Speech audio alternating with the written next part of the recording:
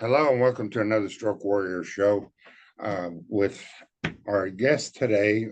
We're talking about, I guess it's DME to a certain extent, but durable medical equipment, but it's really not because it's more for an active recovery to help stroke survivors and even TBI that have been affected by this. So let me introduce our guest today, Dr. Tyler Susko. Is that correct? Susko, pretty good. Susko, okay.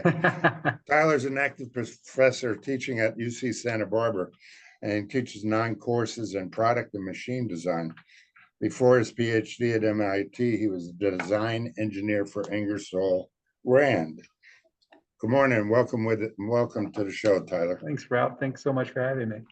Oh, it's my pleasure. I'm like I was telling you before, I'm really excited about this because what we're talking about is Cadence Adaptive.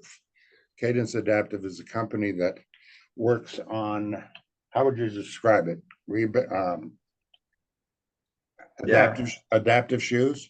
Yeah, so currently we have our Cadence original shoes. That's what we're calling them. They're, I'll hold it up here so you can see. So it's we have a shoes that have a low friction area and then a high friction area. And what they allow you to do is slide along the ground if you need to. So if you accidentally come in contact with the ground, the shoe still will move. And then when you put your weight on it, I don't know if you can see this in the camera, but yes, they squish up here. So Mhm. when they squish up, you get your high traction back. Nice. So yeah. Well, tell me the story about Cadence. How did it all come about? Well, this is a long story, but I'll try to make it as short as possible. So yeah, you read my background out. It was great. I'm an engineer. I started as an engineer, um, and I was working on all-terrain vehicles and golf carts to get started, and then power tools. And at that time I decided I wanted to go back to go back to grad school. So and eventually I wanted to be a professor. I was teaching physics at night while I was working, and I really liked teaching. So I said, okay, why don't I go back into school? And so I started applying a bunch of places. And one of the places I got in at MIT had a lab there that was doing work with rehab robotics. So specifically robots that interface with people um, to recover after neuro injury. And at the time, I didn't know much about neuro injury, but I had an experience while I was in high school visiting a school for people for children with cerebral palsy, and at the time I was moved by that, and I thought, now that I'm an engineer, I can make stuff that maybe could help somebody in their life. And as a mechanical person, what a better way than thinking about biomechanics, because I knew mechanics and I Uh-huh. knew how to make devices, so I could kind of marry these things up and I could be useful. So I joined this lab at MIT, which was doing these. They were the first, I think they were the first place in the world to make a rehab robot in the 80s. It was just this kind of hand or arm robot that interfaced with people, and my advisor actually took this to a hospital and tried it with stroke patients for the first time ever, and thought, hey, maybe there's a future with this robots that it could interface with humans, because as you well know, physical therapy is important for recovering post-stroke. But there are limitations on what humans can do. Robots are great because they don't tire. You could be on them forever. They don't actually converse with you either, which is sometimes a good idea, because you could have more movements per session. There are studies on that as well. And so he thought, oh, okay, maybe this is an interesting idea. And so he pursued that. That was his life's work, and that was my advisor. His name's Dr. Armando Ego Krebs at MIT, super smart guy. And so I started working with them because at the time I went to MIT. I never knew anything about robots. I never took a course in robotics, didn't know controls, anything. And so I said, why not? Just go do a PhD in this. So I did. And I started to get really interested in it, and ended up developing a machine for people that had difficulty walking post-stroke or other neuro um, problems like cerebral palsy, multiple sclerosis, Parkinson's, things like that. People that had trouble clearing the floor during walking. In rehab robot world, there's a lot of robots that grab onto the body and then um, pretty much dictate the movement pattern that you're going to do. Exactly. And one of the things, the tenets of rehab is that the movement needs to come from the person. So the person needs to direct this movement. And this is what we believe about rehab robots, or at least I believe with all the research that I've looked at, is that you have to allow the intention of movement to happen. It's an essential ingredient into recovering because we want to retrain the neural system. One of the things that I like to think about is, when you've had a stroke, it's not, your muscles aren't broken, your bones aren't broken, your spinal cord's not broken, and any of those things, they're all still good. It's just something in the brain now needs to rewire itself and figure its way around to get the rest of the body, which is in perfect condition, to move again. So we need to harness that part. Like whatever it is that's making the movement happen needs to be able to be engaged. So what we had done with the Skywalker machine at MIT was we're not gonna force the body to move.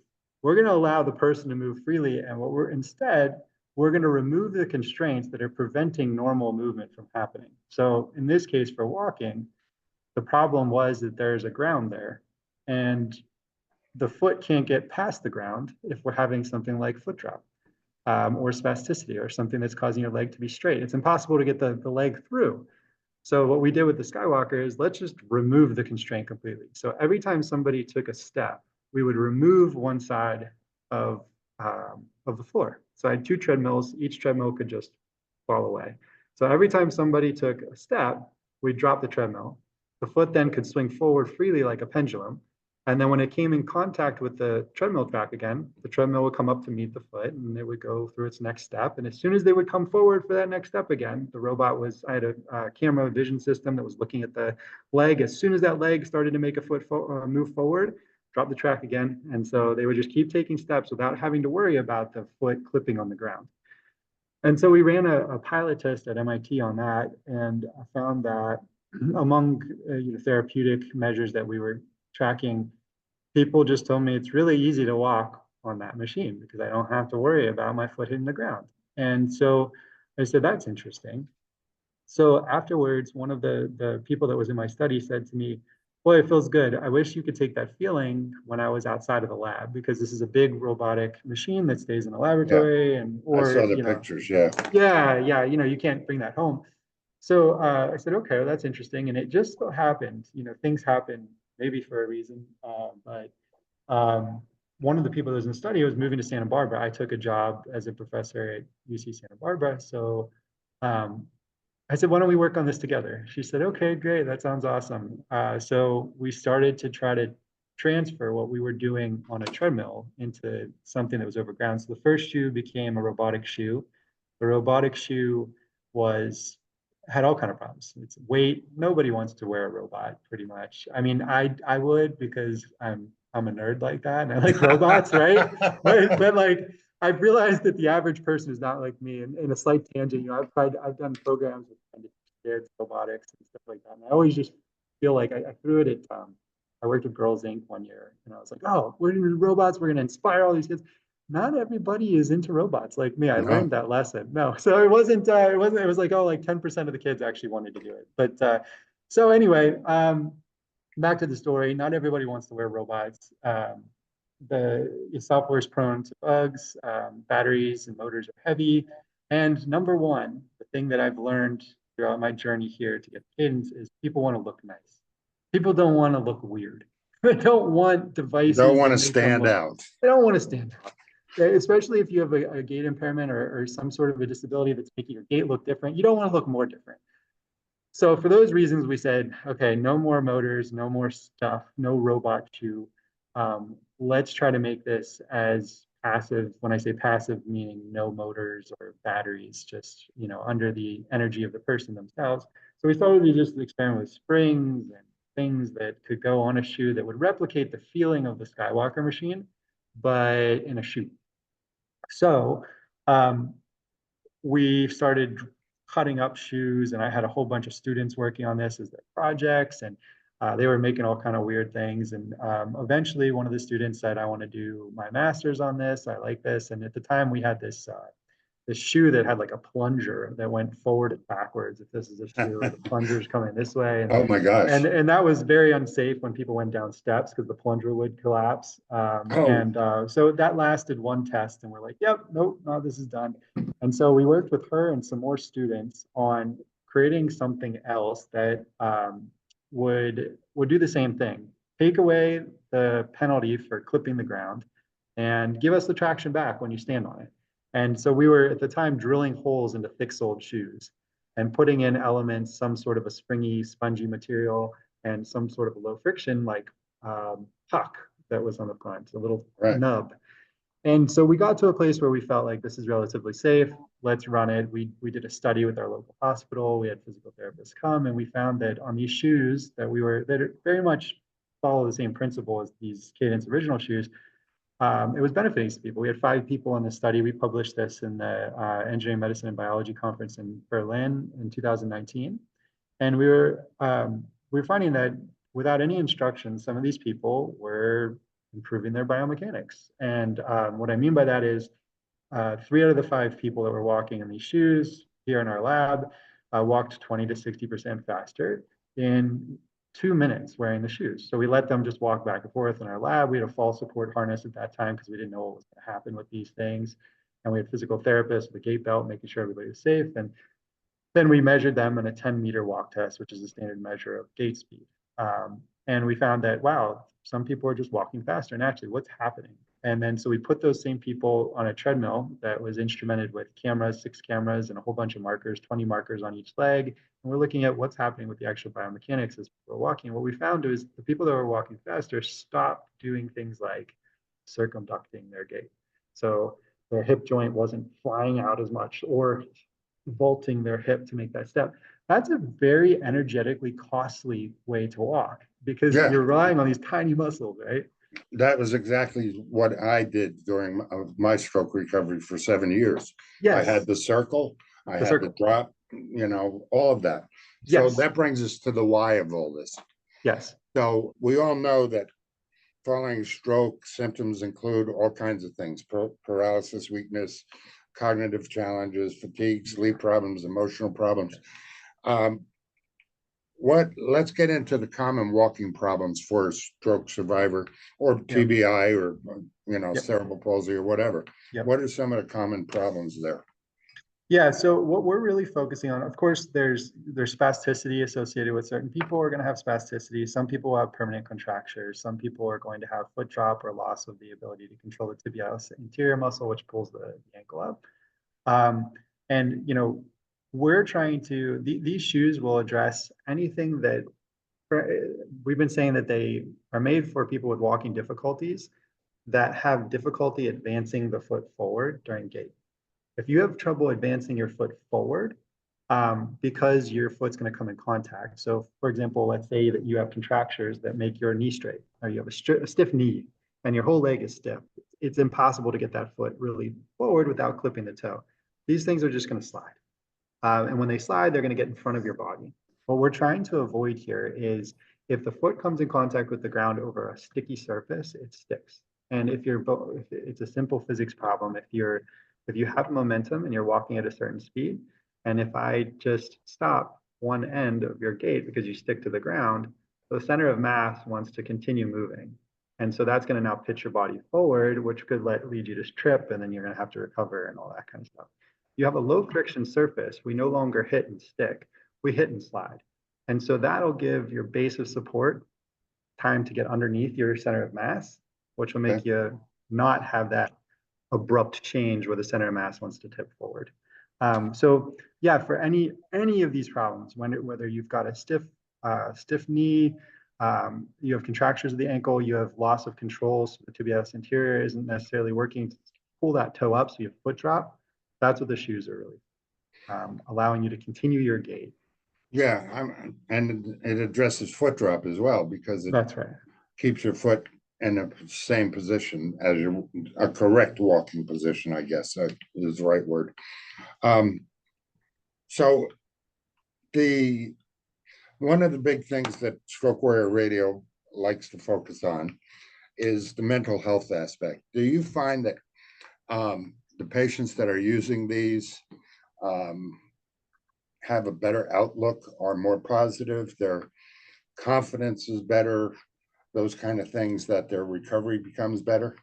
Yeah, so I can address this in a couple different ways. So there is a link in literature and research literature we can find between actually walking speed and a whole bunch of different metrics, including improvements on the stroke impact scale, which is a measure of all of the things that you just mentioned, disposition on life, all kind of things. The what we're trying to do with these shoes, and we have a clinical trial which we can talk about, that's going on in the Shirley Ryan Ability Lab, which is in Chicago. It's the #1 stroke hospital in the US. It's a good place to do this type of research. But what we're trying to do is increase that walking speed. If we can increase the walking speed, it'll increase the chances that people are going to walk, get Yeah, out of their house, get into the community, go out with friends and family, and those sorts of things. So, like you said, with all types of mental health or happiness in general, I do believe that will be correlated with your ability to walk and be mobile. And the shoes are a tool that I believe will help people with that. So you also asked about, like, am I hearing things? Yeah. So we've gotten a lot of comments back from people that have wearing the shoes. We just started to log them. We're like, we should probably log these things. But people saying like, oh my gosh, yeah, this is great. We've had comments saying it's changed my life. I'm able to do things that I wasn't able to do before. And that's pretty much the reason why we're doing this. yeah.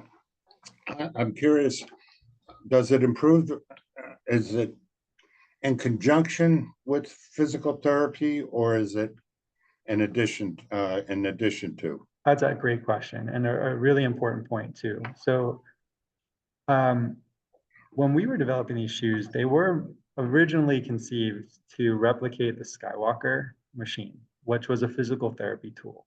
I was trying to do that at a greater scale. One of the problems with physical therapy is that it's hard for people to get the proper volume of therapy. Insurance will only pay for so much physical therapy post-injury, and eventually it stops and people stop going. So my thought was, could we bring the therapy into the home? So if we have something that makes it easier to do therapy, i.e. in this case, just to walk, and we could give people the resources, the education so that they can walk, um, hypothetically, we would have better outcomes because Right, people will increase the volume. There's literature on that too. The volume of therapy is correlated to the gains that you get from the therapy. So if we can have a device that can go home with you, that you could train with 5 days a week for a half hour to 45 minutes a day, that's our clinical trial protocol. You'd be increasing the volume at which you were training. And if you're okay, increasing the volume at which you're training, the gains theoretically would correspond with that. So yeah, that's how these were conceived initially. We were trying to increase the accessibility to therapy. But since we've kind of launched these and worked with a lot of different populations, say like MS or Parkinson's, we found that the shoes can be a really good assistive device for some people.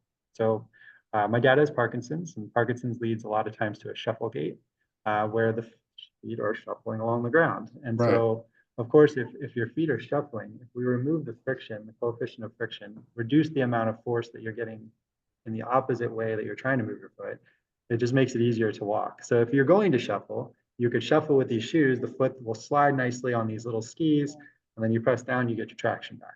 So for people with Parkinson's, they became beneficial. So it's not necessarily just a rehab tool. yeah. That's what it was developed to be, but it's really for anybody that needs a little bit of help in walking.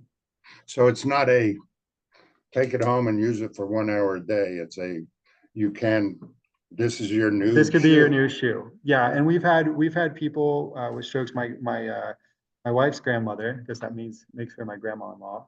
Um, uh, she uh, we got her a pair of these shoes as soon as they became available, and she just wears them all day. It's the only shoes Yeah. that she wears. Oh, wow. Yeah. Well, that leads us to the next area, I guess, is, when I think of an adaptive shoe, which is what you are, is an Yeah. adaptive shoe, correct? Hmm. Yeah. When I think of an adaptive shoe, I go back to the 60s and 70s when I saw the kids with the shoes with the big clunky soles to change their height pattern and all of that. Yep. Tell me about the history of adaptive shoes and what it's come to. Yeah, so one of the things we did, so once we decided that, hey, we're going to actually try to make this a real solution for people instead of just a research project, I joined this program called the National Science Foundation's I-Corp program.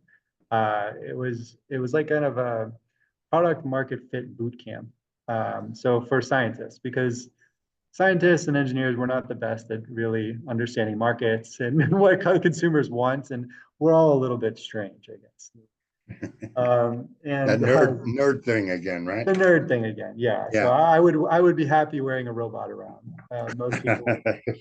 So what this led us to do is do a lot of market research. So we started talking to a lot of people. I started talking to a lot of people, probably 50 stroke patients slash um, physical therapists, people with any other type of walking difficulties, and number one about function.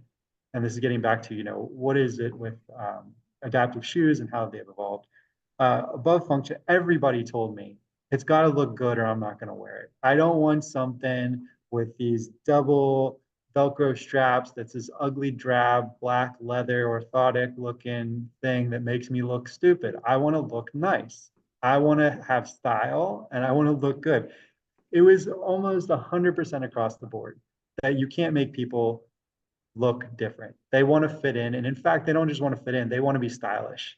So that was like the number one thing that came across. People were sick of shoes, orthotic shoes, That look like, adaptive shoes that look yeah, like crap. And then the yeah, other thing about adaptive shoes, our CEO and our company, Cadence, he always likes to say that he calls this the first truly adaptive shoe. When you think about adaptive shoes that are other shoes that are on the market, a lot of them just have to do with features that allow you to get your foot in easier. They're adaptive in the fact that you can get your foot in easier. But our shoes, we think, are the first that not only make it pretty easy to get your foot in, but have something in there that actually helps with the biomechanics and adapts to your gait. So, so we think that we're kind of attacking this problem in a little bit of a different way, one of high fashion, which is not my forte. So I had to find people that would do that. I mean, I would wear the same t-shirt every day of my life. yeah. Fine with it. But most people like to look nice. So we worked with shoe designers that designed shoes for famous sports stars and really knew their thing about what is fashionable. And they went through the iterations of making something that looked good. We ran surveys to people in terms of color combinations, what's going to look nice. And we found something that actually looks, I think, very nice. This is a black one. It looks Yeah. really nice. I got to tell you, I've seen the shoes in person and I've seen them in action, and Yeah, I have heard 4 or 5 people tell me they look just like another brand. yeah, It's a beautiful shoe. It's really yeah. nice. And that wasn't me, but it was my realization that they needed to look nice. So I worked with artists, people that did shoe design for a living. We have some really great shoe designers that we're really fortunate. We're in Santa Barbara, and Santa Barbara is the home of Deckers, which owns a whole lot of different shoe brands. So like Hoka, they own UGG, Teva. And what that means is there's a lot of shoe talent here. So we worked with the first person that I started working with was named Stuart Jenkins, and he was the former chief innovation officer of Deckers, of all those brands. So he was the person who brought Hoka up, which is now becoming a big shoe brand. And on our board is a guy named Zohar Ziv, who is the chief operating officer at Deckers. So he knows footwear. So we were very lucky to have these people in our backyard that kind of shepherded all of this and introduced us to these amazing shoe designers and made this look so pretty. Yeah, again, I'm impressed with the look of them. They adaptive shoes, I guess, are designed to help with a number of different health conditions.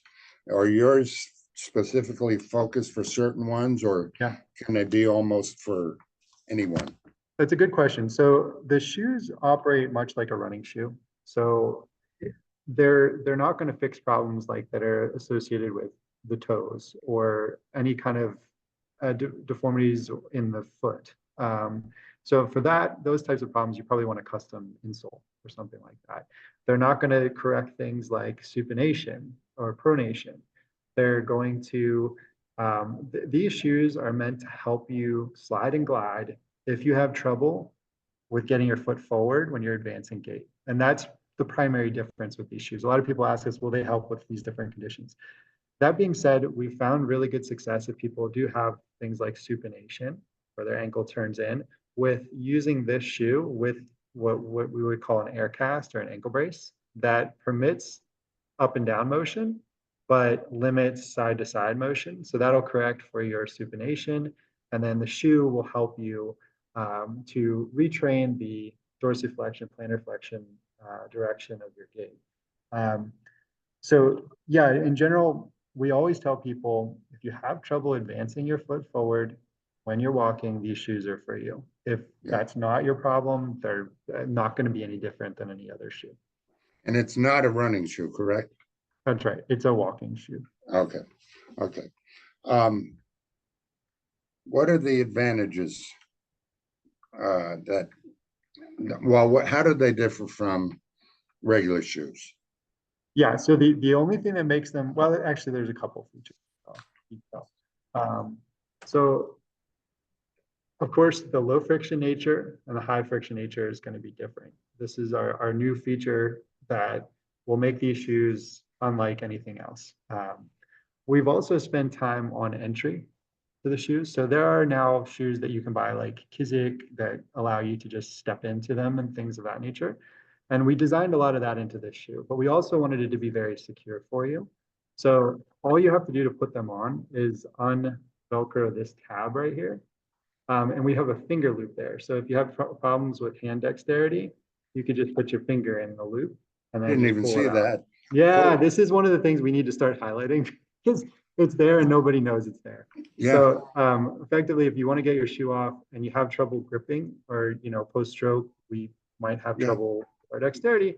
So we can just put our finger in that loop, however you want to do it, from the bottom, from the top, whatever, and just pull up and it comes off.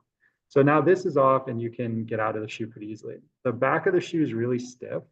And that's so that when we put our foot in, it doesn't push the back down. So if you're doing this without a hand, if Yeah. you have a shoe that is collapsible in the back, it just squishes this part down and you won't be able to get your foot in. The tongue is also very stiff in this direction so that you don't just push it into the shoe when your foot goes in there. Oh, that's a great feature. I like that. Yeah, so you can just get your foot, push it in without a hand.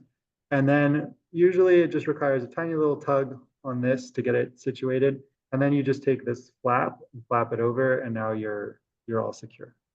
For those of you that are just listening, I know we're going to put this on our YouTube channel, but just listening, the shoe on the bottom has two, I like the way you described it. It has two skis on the front sole, yeah, on the outside. And in the middle is a normal sneaker bottom, I'll say, yes, that when you put the pressure on, that engages. yep, So the middle will drop down and engage to get greater friction without a slip like the sides do. Is that's that right. Correct in description? That's absolutely perfect. Yes. I love that. Because I have slip-on shoes and I've always got to go down there with the crank thing to pull up the tongue or whatever, and it's always such a pain. So I mean, your Yeah. features are incredible. Can adaptive shoes be used for sports or physical activities? So these are mainly meant for people that want to walk better. So some people do write us and they ask us, can we use these for pickleball or something like that? They're not meant for that. They're really meant for if you're playing pickleball, you might not need our shoes. Yeah. I Well, think no skis, you're going to slip all over the place, right? well, they do. If you look at our website, they do come in contact really quickly with the shoes. So I have initial videos that we've made, and I don't even know if they're on there anymore. I can jump sideways in these things, and they will grip Okay. the ground. So I can jump laterally, and they'll grip because this happens really quick. So this will happen really quickly, and you'll get your friction back. So I'm actually able to do it, and I don't have any problems with my gait. So for testing, these are my running shoes. I run in them just to test them. And so it's Okay. okay. It's okay. I run in them. I'm cautious with them, but they're not built to be running shoes. They're meant to be walking shoes to help people that have difficulties walking. Are adaptive shoes usually designed to accommodate orthotic devices like an ankle foot orthotic? Ah, very good question. Okay, so our answer on this, if you can get your AFO in a regular width or wide width shoe currently, just standard wide, not extra wide, then you'd be able to get them in these shoes as well. However, if you need a 2E width, which is more on the wide side, extra wide width, 4E, or 6E extra wide, which is common to a lot of AFOs, they will not fit your AFO. We are in development of something right now, and in fact, Ralph, if you're interested, I can send you a link for anybody that's watching to join our AFO program. It's a beta test that I'm going to run with a new shoe that we just developed. So this is hot off the press. It's a prototype. They're not on market yet. But we're running. This is what we did with these Cadence Originals too. Is before we put them in market, we ensured that they were working for people, so that we can make sure that if we need any extra tweaks or whatever, we can do that before we make 1,000 of them or whatever. Yeah, So exactly. we're starting to run that. I can send you a link for that for anybody that would like to join. It will be free to join. You'll walk in the AFO shoes for 3 months, and we'll talk back Yeah, and forth just to make sure everything is good. So yeah, typical. we'll be doing that.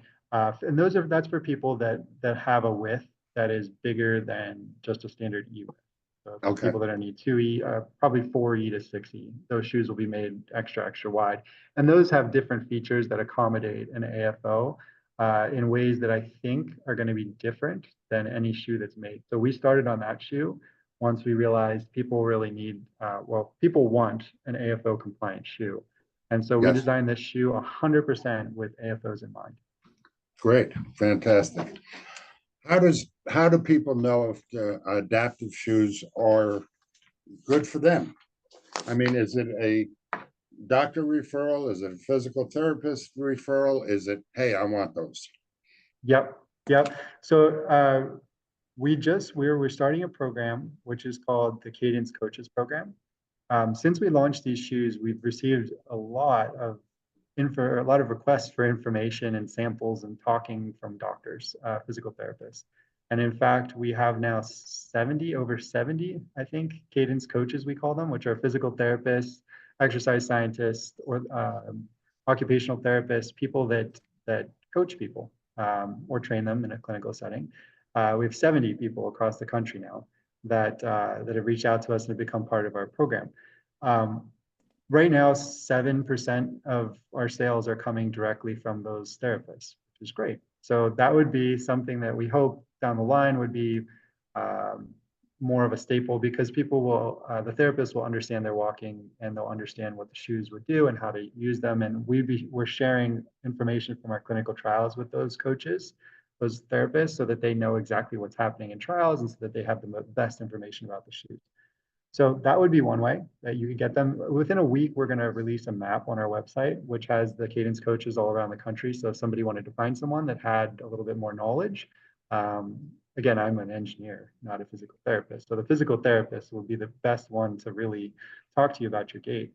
And we hope that by the end of the year, we'll have 150 locations. And then, we want to build it so we have 500 or 1,000 places where people could find someone in their area that was knowledgeable about this shoe. And also physical therapy, they can find other physical therapy with that professional as well, not just shoe. So that would be one way, the number one way. So that would be 93% of people that buy our shoes are just finding us on the website. And they're saying, okay, I have difficulty advancing my foot during swing, the swing phase of gait. And so I'll give them a try. So we give people a 30-day trial period when they buy Oh, the shoes. So they can try the shoes out. We ask that they keep them in like new condition, so that when they send them back, if they want to return them, that we can restock them and not throw them away. We ask them to try it on carpet first to make sure it feels comfortable, because that's not going to damage the shoes. And once you feel like this is going to be something that you like to pursue more, then take it over hard surfaces, asphalt, and do all that kind of stuff.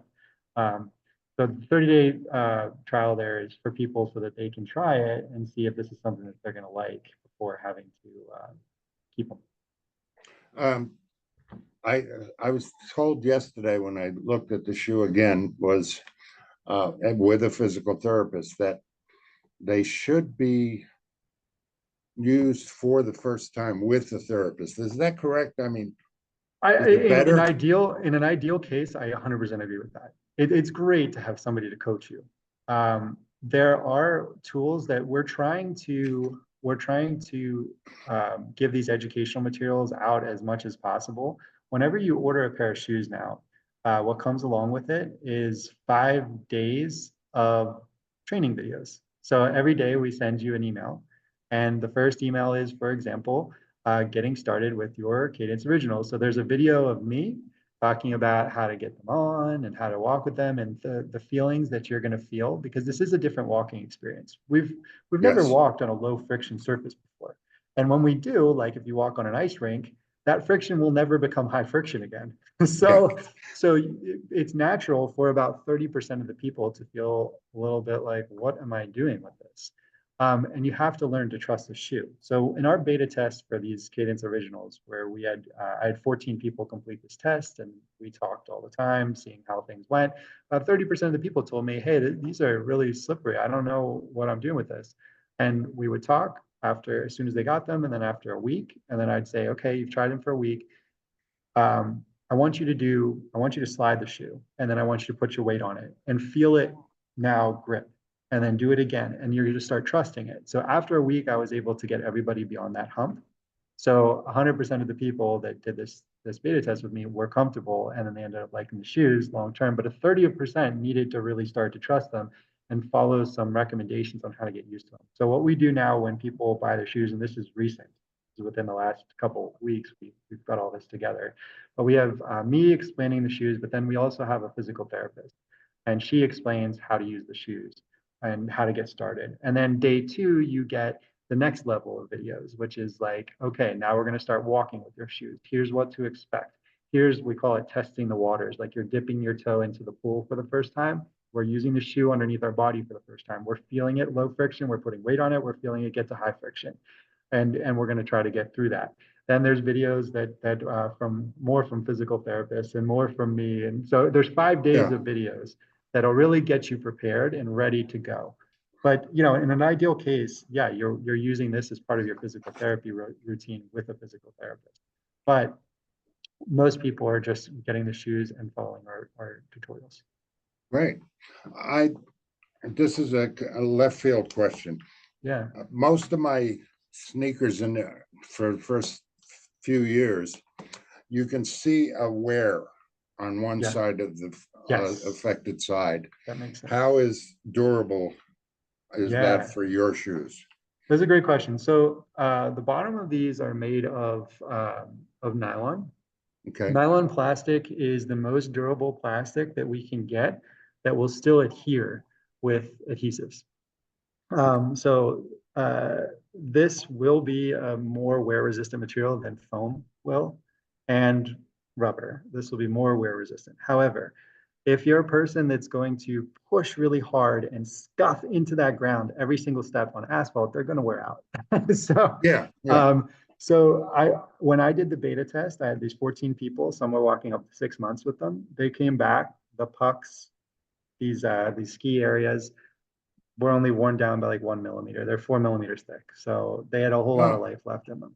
I didn't great. see any problems with wear on that. However, we've had, I think there's 3,000 pairs out there right now, 3,000, 4,000 pairs out there. And we've had two come back and within a month because they were just grinding them against asphalt continuously. So it's not a common occurrence. It completely depends on your walking gait.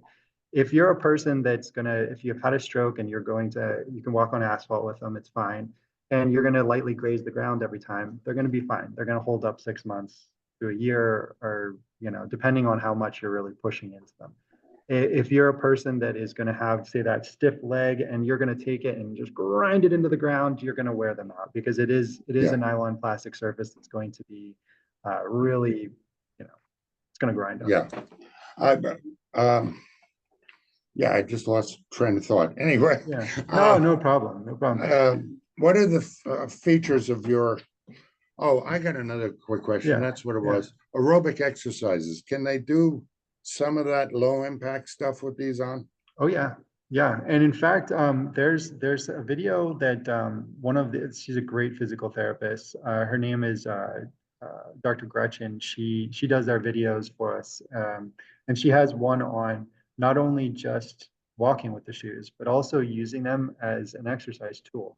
So she has things like you could sit down in a chair and do leg curls. So you could put your leg out forward and then now slide and pull them in and push out and pull them in. So there's we'll release more content on this Great.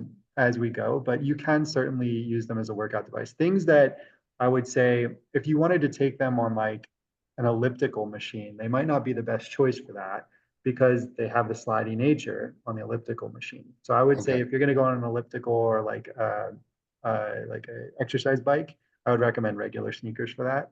Okay. But if you're going on walks on a regular treadmill, these are great. If you're going to do like slight weights or something like that and use the sliding nature for some sort of exercises, I think they're Okay. Is there do a time period when people should get this? For example, a stroke survivor. I fine. mean, can Yeah, they great start with question. it right away, or should As they soon wait? as as soon as you can start load bearing on your affected side, I would recommend getting these shoes. So if you can't load bear, that means that you can never compress the pucks. And if you can't compress the pucks, then we're on the low friction surface up here. And you're not going to get your traction back. I wouldn't recommend it for that. Once you Okay. can get your weight on that affected leg, you're going to be able to apply pressure here. And when you apply pressure here, you get your traction back. Is there a um, proper fitting for patients? I mean, if I wear an 11 and a half, can I order 11 and a half and it's Yes. probably going to fit? Yes. So the shoe, we did a shoe study, a shoe size fit study. We have a local shoe testing place. Again, it's nice to be near all the shoe Yeah. manufacturers here. So they have this machine that goes into the shoe and it measures it in all directions and it tells you where your fit is compared to all the different brands. And it put Hmm. us right in the middle. So it was like, okay, Nice. that's good. So Nice. we are average size. We don't run small. We don't run large. We're right in the middle. You wear 11 and a half. That's probably going to be Should it size. the sizes be evaluated every so often after you've gotten?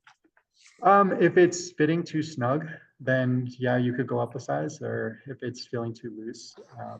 I, Okay. we have a measurement guide on our website, which is a standard shoe measurement guide for the different sizes. I measure it personally. I measure on that guide a 9.5, but I always buy 10 sneakers. So my 10, I just like a little extra room in there. So I can wear 9.5s, and in fact, I do wear our shoes in 9.5 sometimes to run, just because those are the only sample sizes I had, and it's fine. But I prefer a 10. So it's really, I think, the best way to do it, rather than using one of the sizing guides, is to buy whatever you normally buy, and Okay. because you're probably the shoe sizing tool might tell you a certain size, but you might prefer a different. Okay.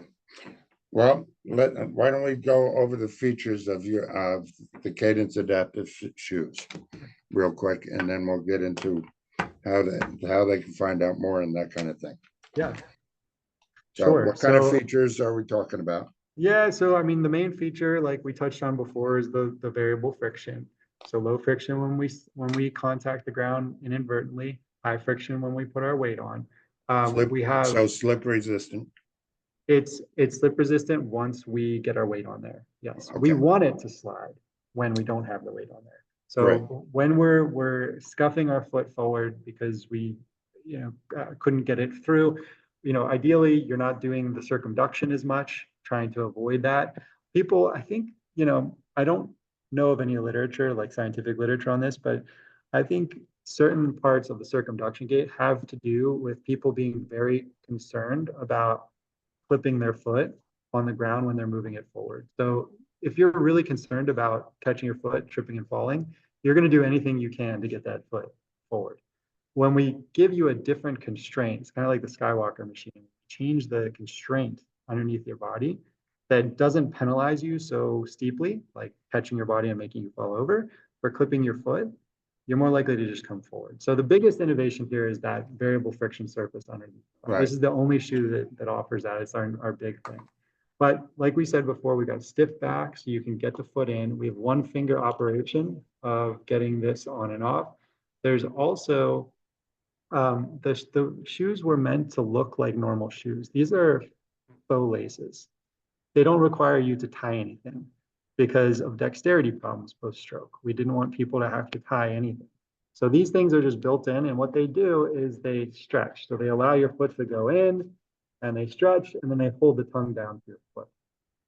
That's so that you don't have to fuss with anything up here. So we've got those elastic laces here. This one is not elastic. This one is very stiff, and that's because this is the strap that holds you in securely.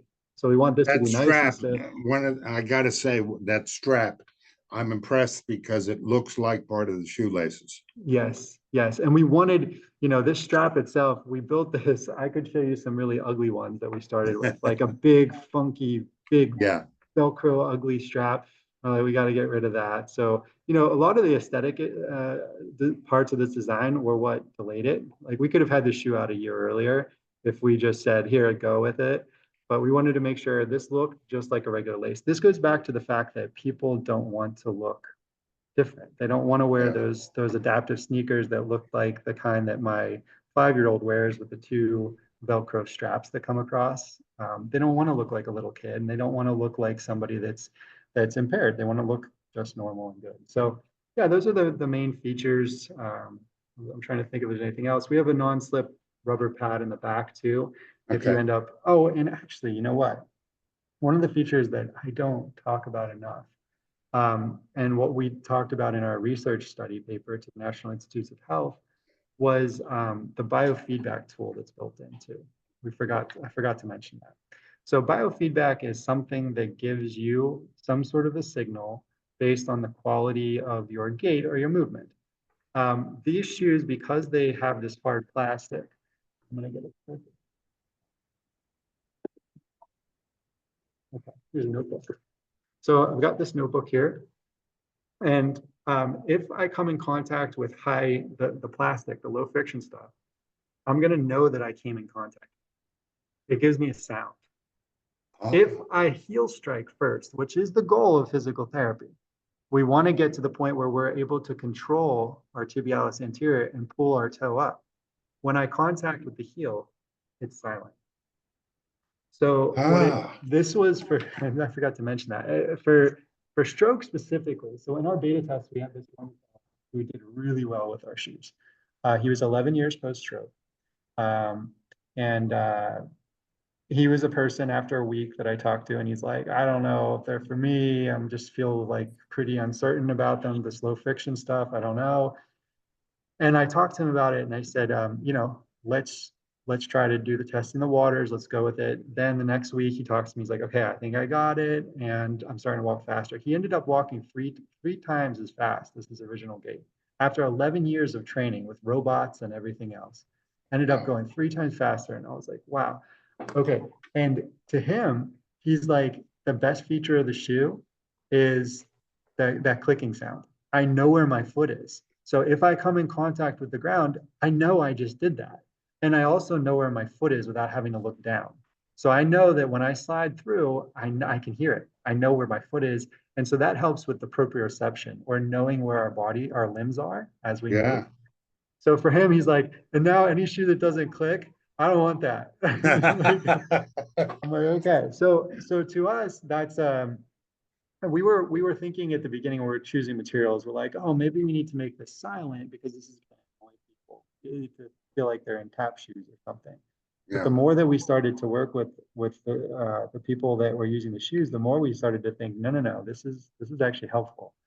So we use this so if you walk on like carpet, it's not going to make a noise. But if you walk on hard floor and you're trying to improve your gait and you're trying to walk 30 to 45 minutes a day, that's what we recommend for like a therapy.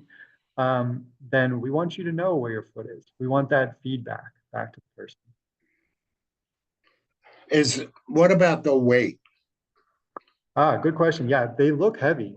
because they've got a big thick sole, but there's a couple secrets in there. So the sole doesn't go up this high. So this is just a sidewall that comes up. So Okay, the sole actually starts like down here. okay, These shoes, I think we have the exact weight on our website, but it's not much different than another running shoe. okay, okay. They're very lightweight. How do we find out more about Cadence Adaptive? Yeah, so just go to our website. It's cadence.com. Cadence is spelled with an S though, Cadense. If you were to Google something like, let's see, if I were to Google um, uh, shoes for foot drop. Oops, I'm not on Google. I think it comes up. If you were to type in shoes for foot drop. Okay, yeah, we show right up. So you'll see Cadence adaptive shoes for foot drop right there. Or if you type in shoes for stroke, they're there too. Just confirm that. Yes, so it shows right up there. Best shoes for stroke patients, we're #1. Okay, So it'll show up right there. fantastic. Thank you so much for your time today. This Thank has you, Rob. been very educational. I hope we can do more with you and promote this a little better. I mean, some of That'd be this, great. it's not for everybody, but No, there are people out there that can use this. And yeah. I'm one of those that took me 7 years to find out. I didn't even find out about an AFO until 7 years. Oh, really? Yeah, Wow. I know. Wow. It's so that's what we're trying to do is educate people about what's available out there. That's So I great. thank you very much and I wish you the best of luck. Thank you so much, Rob. We'll, It's a pleasure we'll talking talk to you. again soon. All right, see ya.